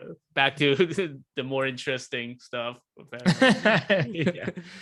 I mean, I suppose like in that sense, like because like after a while, the kingdom did stabilize itself, so there's not really worth it's not really worth writing this fictional novel about it. So like, nah, we'll just stick to the action, you know. So I guess that's why they like the author did do that. Yeah, like you couldn't do it. You couldn't do like a day in the life of Sun Quan as the administrator. Yeah, You know, why did I write about that when Jugular's like off fighting in the north, you know? yeah. So like speaking of the north, like because it wasn't all Taotao. I mean, like Taotao played a huge role in like establishing the north. Well, he played the pivotal role, but I mean, like Taotao also had like great advisors like around him as well. And I mean, I think that's what plays to Taotao's early successes is the fact that he recruits all these great advisors like Xun Yu, Guanyu, like all these people, like they all flock to him, and like they're the ones who really, like help him establish like power in the north. Yeah, yeah. I mean that's the thing that I always found really interesting. That like whereas like Liu Bei, had one guy, right? Yeah. And yeah, like Cao Cao had this whole like stable of really top notch advisors, and like Xunyo and those guys. I mean, in real life, they were well known scholars, well known people at the time too. Yeah, yeah. So yeah, so I mean, Cao Cao had tons of talent, which I guess it also comes with being in the larger kingdom. That there's Yeah, I more. suppose there is that. Yeah, but yeah, and he he has so many generals, and in real life, I would think that many of Cao Cao's generals were probably like the equal of like a Guanyu or Zhang Fei, Yeah, So, well, I mean, like the novel does portray that in a couple of times where Xiao Hudun like goes to try and fight Guan Yu, and it is a stalemate. right, yeah, exactly, yeah. So I mean, there's talent there, they don't get as much focus, but I always found like that crew that Cao Cao started with, like early in his career when he was building his base, like that. Those guys were always so interesting to me. Yeah, yeah. Like, I really liked his cousins, like Xiao Hudun and Xiao Huyuan. Like they were special, and like even like Zhang Liao when he joined as well. Like he seems like a very formidable general, and like even Dongwu were scared of him after a while. Right. Because like whenever Dongwu invaded, like Tao Tao always sent like Zhang Liao to defend. Just you're the guy. You go defend there. Yeah, like because I mean they were like I think he had like like a special like 5 of them were like this called like the 5 tiger generals or something like that. I think Zhang Liao was like the head of that group, and yeah, he was definitely a top guy, and Xu Huang, the guy, as well. Yeah, and that's the thing too. Like in the novels, early, all these guys, that came from the first half of the novel, they all had these personalities. Even though you didn't get a ton of time, like they had personalities, and then you get to the second half of the novel, and most of the officers in the north were just like faceless. Clones. Because like it doesn't like they don't even go into any detail about the new officers that come in. But I think the novel is guilty of that for most of the new generals. Like after the first generation, like you hear about like Guan Yu's like adopted son or his biological son. Like I don't know which one it is. Like Guan Ping. You get a little bit about him, but it's nowhere near as much detail as you would get for his father. Yeah, that's one thing that I did notice. Like all the later generals, they're just like they're just names, but there's nothing else. Yeah, and it's like it's the sense I always got when I read the novel was like Shu just ran out of bodies, like they ran out of generals or something. Like, Yeah. and then in the north, it was like, you would like they didn't name anybody, but you think about it, they probably just had like a ton of officers, a ton of talent up there. Yeah. But Mm. but yeah, none of them ever got any significant screen time, and they were all just kind of faceless lackeys that Sima Yi and his sons were just like directing around. Yeah. Yeah. Like I think the last memorable like general for Wei was Zhang He when he like died, like when he was like ambushed by Jugular and he was killed. But like the officers after that, they're all just like faceless characters, and and then like we'll get to Sima Yi in a minute, but it's like as like Sima Yi is the guy who rose to power, and what's what I really like about Sima Yi is like Taotao, even when he recruited him, was very well aware of his ambitions. Like, he even told his son, like Tao Pi, you need to watch out for him because he's ambitious. Like, he will overthrow you if you let him, Yeah. And by all accounts, that is true. Like, that advice is that is fact. He did give him that advice. Yeah, that he did. And the thing was that I think Sima Yi was on really good terms with Cao Pi, like with his son. So like he, that didn't hurt him too bad. But yeah, you're right that Sima Yi was very ambitious. I think he turned down Cao Cao the first time. Cao Cao tried to recruit him. What was the story that he told Cao Cao he was paralyzed or something? Yeah. And then he just laid in bed because he knew Cao Cao would send somebody to check to verify that, and so he just laid in bed like all day, all night, and managed to check Cao Cao for a few years. Yeah, I mean, like Sima Yi does seem to be that deceptive character. Like the novel does really portray him that way as well. Like where he feigned paralysis, and then even when he launches his coup, he pretends that he's gone insane. So like all of like the Tal, like all of the Tal family think that he actually has went insane, and then they all go out hunting, thinking everything's fine. And then this is when he calls up his faceless lackeys or generals, and then launches the coup. Yeah. And then I love the way that like the novel just sneaks him in to the story, right? Like it was just like a passing sentence, and I don't know, like the first sometime in a random chapter, it was like, and then Cao Cao, went back to his capital and did X, Y, and Z. He promoted 3 guys, and they were A, B, and Sima Yi. Yeah. And then you don't hear about him for another like 30, 40 chapters, and then all of a sudden, like here he was, giving advice to Cao Cao. I think he comes back in when Cao Cao was planning to ally with Sun Quan to attack Guanyu. I think that's when Sima Yi came in, reappeared and started giving advice. So yeah. And like in the TV shows as well, there is like they do put a lot more emphasis on Sima Yi, I must admit, because like in like one of the shows, like after Cao Cao's defeated at Redcliffe, he's trying to give this speech to his men to like say, "Oh, defeat's a good thing." Even I remember his that entire scene. army got wiped out, and like he's sleeping in the background and snoring and things, and then Cao Cao really does him dirty because like he doesn't like him because he rejected him the first time. So he tries to make his life miserable, even though like he's a very intelligent scholar. That 2010 series, I think, really does like, it just tells the story from Sima Yi's perspective in a lot of ways. Whereas like the previous show from like the mid 90s, like that was more or less like straight from the novel's narrative perspective. So where you like Sima Yi doesn't appear really until the second half, and But I mean, like Sima Yi was in Cao Cao's court for a while, right? And like for a long time. Like I do not know how. Like, I mean, there is the story where he feigned paralysis and things, but I mean, did he start off in a low position and just like work his way up, or did he just get given a high position straight away? That's something that I do not know.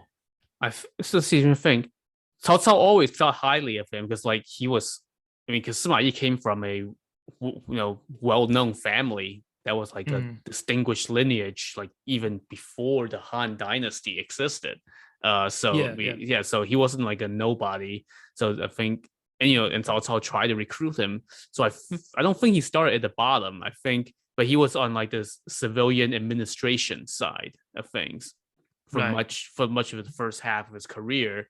And it wasn't until I'm trying to think. It wasn't until like after Cao Cao died that he actually got to lead armies in battle.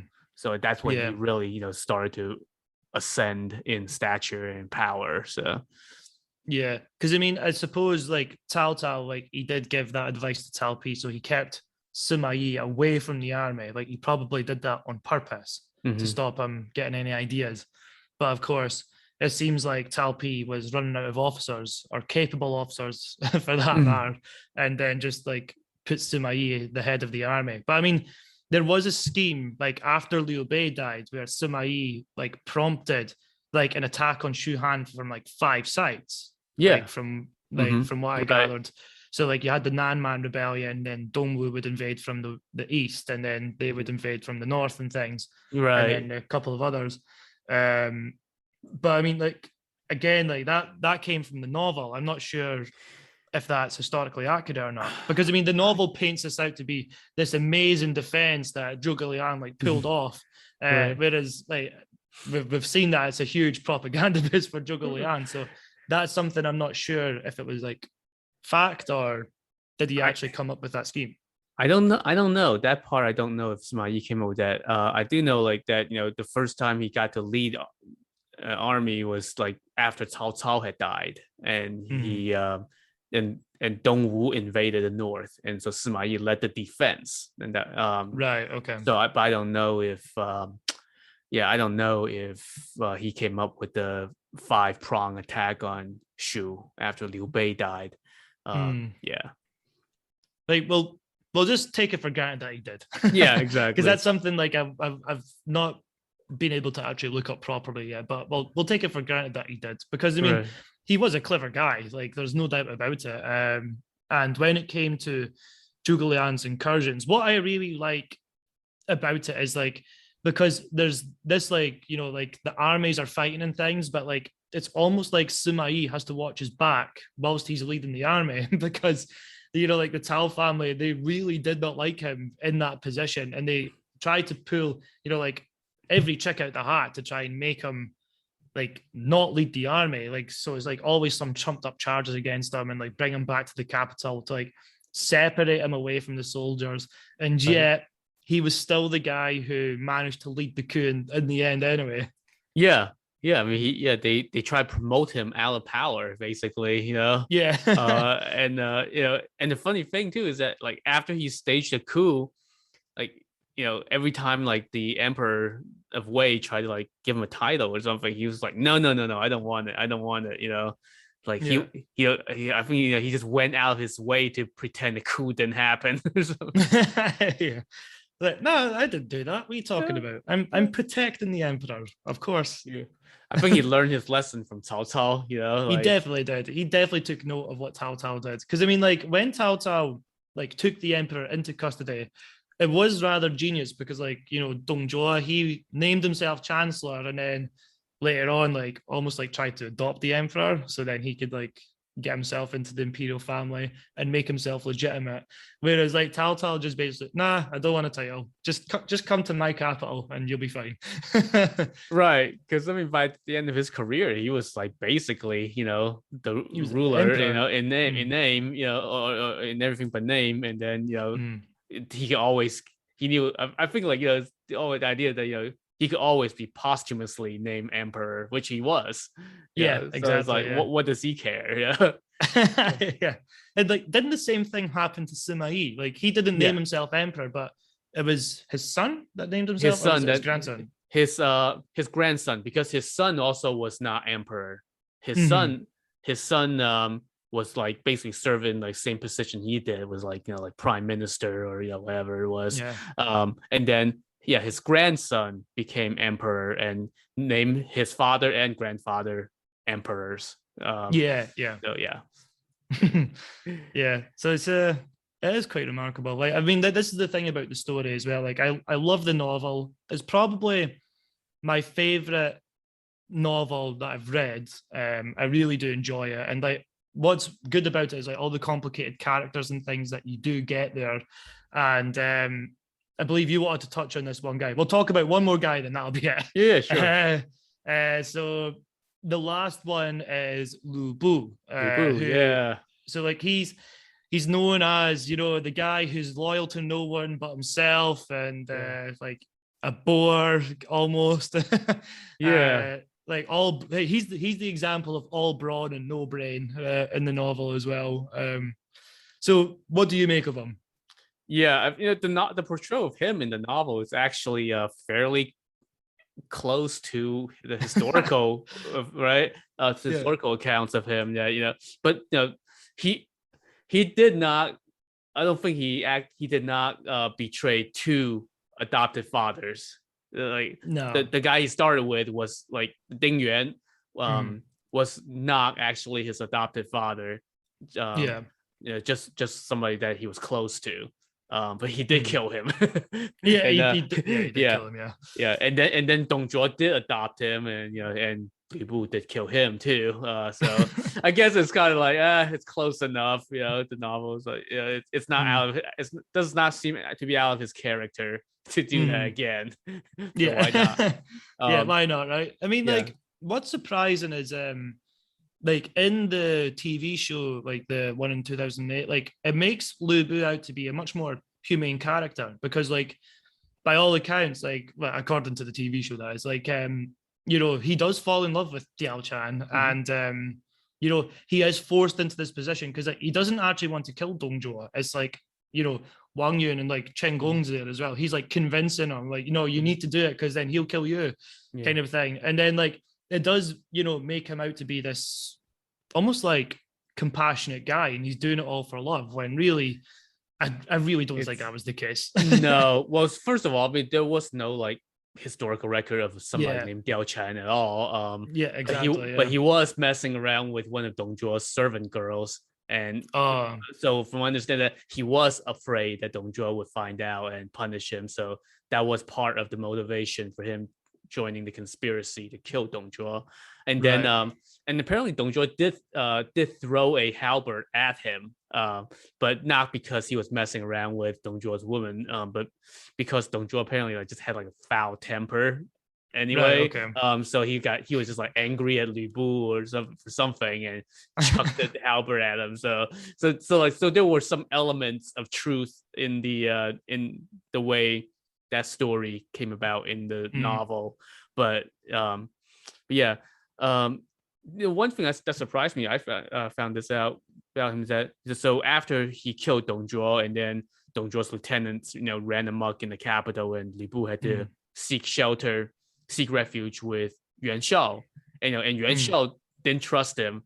Yeah. So in the novel, I think, you know, they just say like, oh, and then you know, and then he wore out his welcome with Yuan Shao and he had to leave or something. But apparently, Yuan Shao sent some troops to go and kill him in the middle Yeah. of the Mm. night, right? Yeah, Mm. and Li Bu apparently, like, I mean, I was surprised there because Li Bu is apparently all brawn, no brain, but he came up with a plan that he has somebody sit up in his tent pretending to be him and like playing the zither all night, and Mm. and and then while he himself just snuck out of the camp and ran All away. right. Yeah, so like, when Yuan Shao found out, apparently like Yuan Shao like sent another army to go chase after him. But apparently like the guys in that squadron, like they all knew like, oh, Li Bu's, you know, like, do not pursue Li Bu, you know, Yeah. Like, no, as that's a death as the wish. total war. I think that was like the total war strategy, right? Like, do not pursue Li Bu. No. Yeah, so they were like, oh, look, he's like going so fast, we can't catch him. Yes, that's Yeah. Oh, yeah. that's what it is. Yeah. It's that red hair, the horse. Yeah, no, it was just like we were just constantly maintaining a certain distance between them and Li Bu. I mean, but you would though, right? Like, I wouldn't Yeah, approach well, him. no. I mean, he because he was apparently a pretty fierce warrior. Hmm. And I think it's funny though. Like I've seen like like these like TV shows and stuff in recent years that they make him out to be like kind of romantic, like just to romanticize the character. Mm, yeah. Yeah. It's Mm. And like Lu Bu, when it came to his campaign against Taotao, it does seem like you know, he didn't really have many ideas, and it was all Chen Gong who came up with the strategies, and like yeah, Lu it Bu was was just like the brawn behind it. yeah, Li Bu was but and at the end he so he wasn't betrayed, like he was in the novel. He just Mm, surrendered because like Cao Cao had him surrounded, and apparently I mm, think the story the way it went was like that. Li Bu asked his men, told his men to like, okay, just kill me and bring my head to Cao Cao, yeah. and they won't do it, so he just surrendered, and then Cao Cao killed him. Yeah, but I mean, like, from what I gathered, like Tao Tao did actually consider taking Lu Bu in, Yes. and then like even Liu Bei, who was like he taken over him by then, was like, "What are you doing? Like, Yeah. why would you do that?" Right. That scene was real, which like Yeah, Liu Bei because was the voice of reason. yeah, like Liu Bei was like, "No, that's a horrible idea. Don't do that." Yeah. Yes. That's, Yeah, so it's yeah, and like Lu Bu as well, like because like there's that saying, isn't there? Like among men there's Lu Bu and among horses there's red hair. Like, did he actually get the horse, or is that all just fictionalized? I mean, I'm going to assume it is, right? Because like you can't like have that, like it fits too well. That's the way I feel about it. if it's it's like I'm trying to remember where that saying came from. Because that I'm trying to think. I mean, that saying came from like some kind of historical record, All right. that preceded the novel. So Hmm. so I would think he got, you know, A he must have horse. had a horse that was well Hmm. known or something. Yeah, Yeah. it's yeah. Yeah. So I mean, like we'll kind of like leave the characters and like their portrayals and things, but we did want to like discuss the um cultural significance of the novel, right? Mhm. I mean, we've already kind of touched on it because I mean, like throughout the conversation, like we've said, there's statues of Guanyu and things. But I mean, what's your take on it? Well, in some ways, the novel, is so influential that I think it really overshadows the history, the actual history. Yeah. That it. I would compare it to like, you remember the HBO series Rome, right? Mhm, Like yeah. like if most people's knowledge of like Julius Caesar and Augustus like came from like the portrayal in Rome, Mhm. it's kind of like that, Yeah. for Yeah. with this, like I think most people's perception of Liu Bei, Zhuge Liang, Cao Cao is Mhm. it's all from the novel, Yeah. and they know the novel better than they do the actual history. Yeah. Yeah. And like I will say that that's what is significant about the novel in the sense that like some of the sayings that these characters say, Mhm. like for Tao Tao, for example, when he Yeah. says, "I would rather betray the world than let the world betray me," Yes. it just fits so well. You just like because like even like when you read about the real character, you're like, I could picture him saying that, Right. like Yeah. so it's just like it's genius from the author's point of view because like I mean like even the stories where like Tao Tao again like he has supply issues and like he kills the supply officer and he Hmm. tells him he's going to do it and things like I Yeah. could picture him doing that. Yeah, that's my favorite Cao Cao story. It's my favorite as well. He just like straight up like tells the guy, yeah, I know it's not your fault, right? But I got to blame somebody. But I'll take good care of your wife and kids. So after I kill you, Yeah, it's like, oh, that's like rubbing salt in the wind as well. Like, because he does say, like, yeah, I'm better breed than you anyway. Like, they're better off with me. Like, oh man, you could say something nicer. I know. Like, it's one of those stories where like it's fictional, but you kind of want it to be true. Like, not for like the poor like supply manager, but for like just like the story itself. You're like that's amazing. Like, Yeah, yeah. So yeah. I mean, and then like living in China as well, like whenever I tell people like I teach history, And like the first thing they'll ask is a Chinese history. No, it's world history. But then they ask, do you teach the three kingdoms? Like that's like one of the first questions they ask. Do you teach the three kingdoms, or do you know the three kingdoms? And I'm like, yeah. And then like, what's amazing is like my Chinese isn't that great, but because I know the story so well, I know what they're saying, like, because I can kind of follow what they're saying. And like, it's usually, like Taotao Hen Lihai. Like, that's what they always say. So like, Taotao is like the best. Yeah. Right. And the thing is, I mean, I left China after like in like grade 5 in 5th grade. So, but from what I understand is that like what I've seen of textbooks and things like that, is that the three kingdoms, the actual history of it, like not that much of it is actually taught. Nah, it's not. It's like, yeah, it's just, I think it's like usually like the battle between Cao Cao and Yuan Shao, right? Battle of Guanyu, and then the battle of Red Cliff. It's like the two things, and then it's just like, and then Jin reunited everything. So it's like everybody knows that knows the characters, but not from learning the history. It's all from the novel. Yeah, I know. And like I think the reason why they do that is because like with China's history, it's like 5,000 years old, like if you want to go by like, the official accounts, right? And like the three kingdoms was only about 80 years, so like I've got 5,000 years to go through. I'm not going to spend so much time on just 80 of them, so I think that's why they do it. Because like even in my world history course, they do mention the three kingdoms, but it's almost in passing, because the curriculum I'm doing, it's very strange in the fact that like it covers all of human history, like since people could write. So I've got to do that over 2 semesters, which is so like you can't really get into a lot of depth. Okay, like the three kingdoms happened, we need to move on. And it's a shame, because all my students, they always want to like spend more time on it, and I'm just like, nah, we need to move on. And like going to like your current podcast project, which is like the water margin, when I get to the Song dynasty, like later on in the curriculum, they want to talk about Shuihu, and I'm like, we've not got time for this. You have 30 seconds to talk about Shuihu. Yeah. Like, who's your favorite character? Like of all 108 of them? 108, right?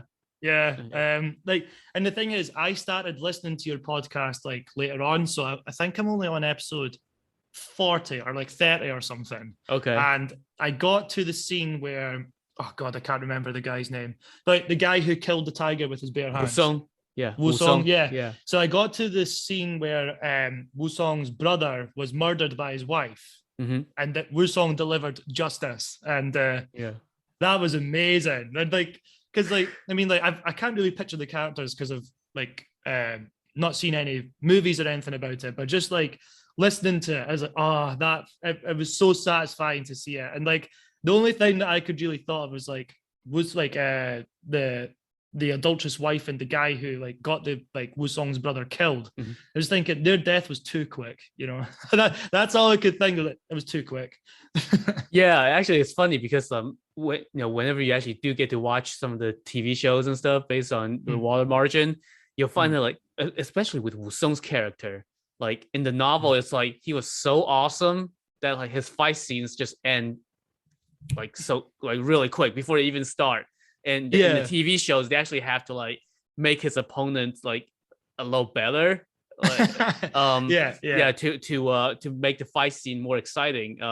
If you're at that stage, there's an epic fight scene coming up in probably about two episodes or so from that. Okay. Yeah. So that's what I'm thinking of when I say like, you'll see when you get there.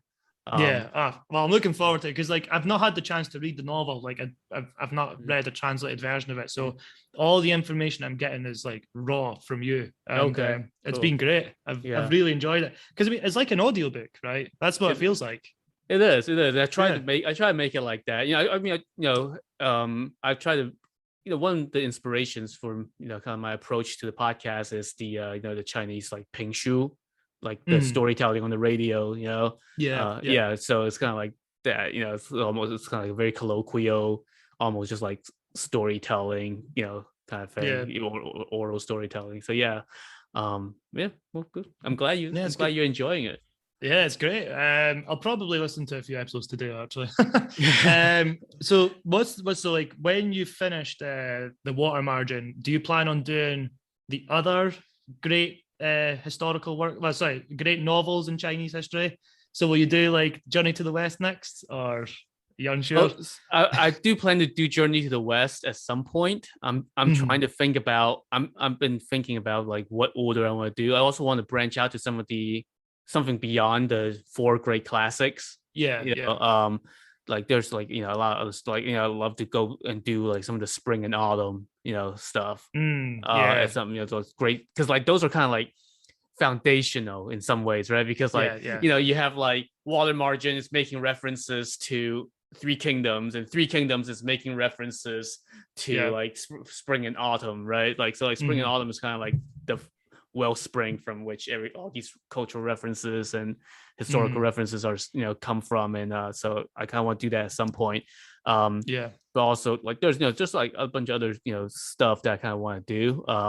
And it's because it's really neat that now that I have like a kind of like a set core audience. Yeah. I kind of want to use that to kind of introduce them to some of the lesser known works too.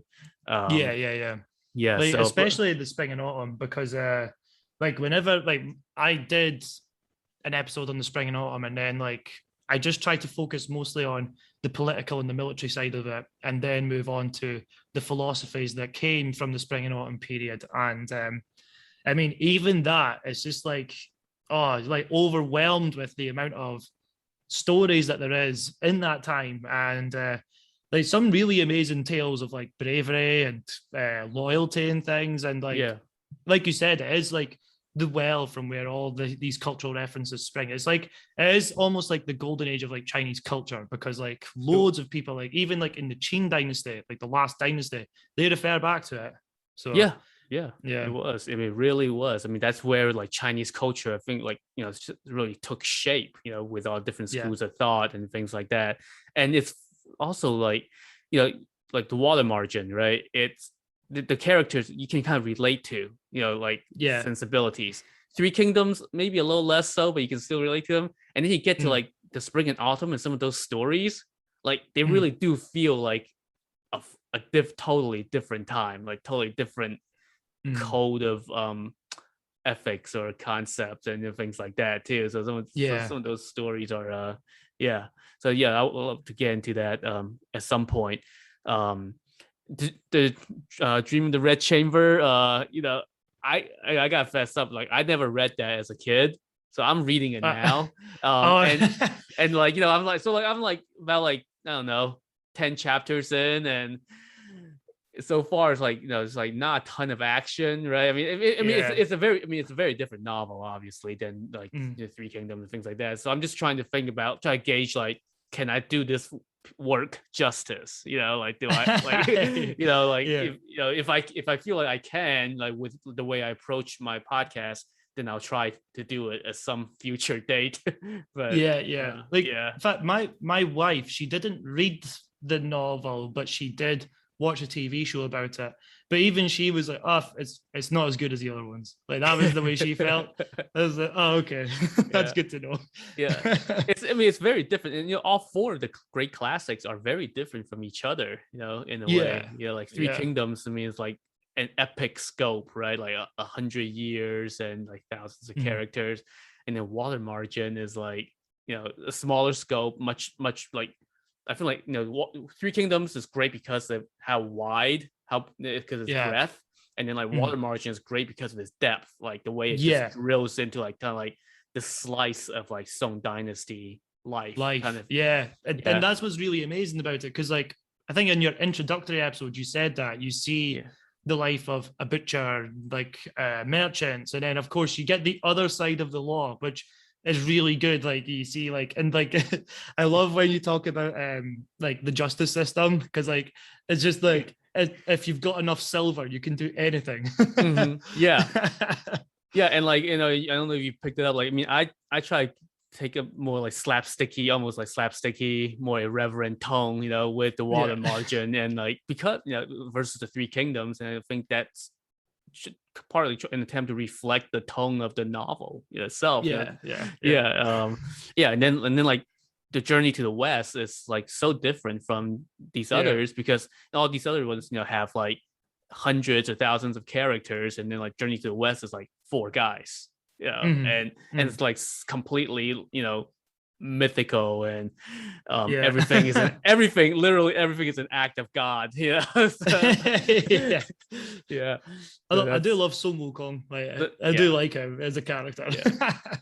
Yes. I mean, he's great. And have you seen the 1980s TV show based on? My wife has made me watch it. Yeah, that's canon. That's canon. Like everybody my age. That's Like, because she did say that like every summer she would watch that show, and it was strange because we did visit her family in Tianjin when like it was during the summer, and it was on the TV, so I was like, oh, okay, we'll watch Journey to the West. And like the thing is, like, there's no English subtitles, so like I'm just watching it. But strangely enough, just from looking at the scenes and things from like the 1980s show, I can tell what's happening. Like, I know what's going on. Yeah. And don't you love the 1980s special effects?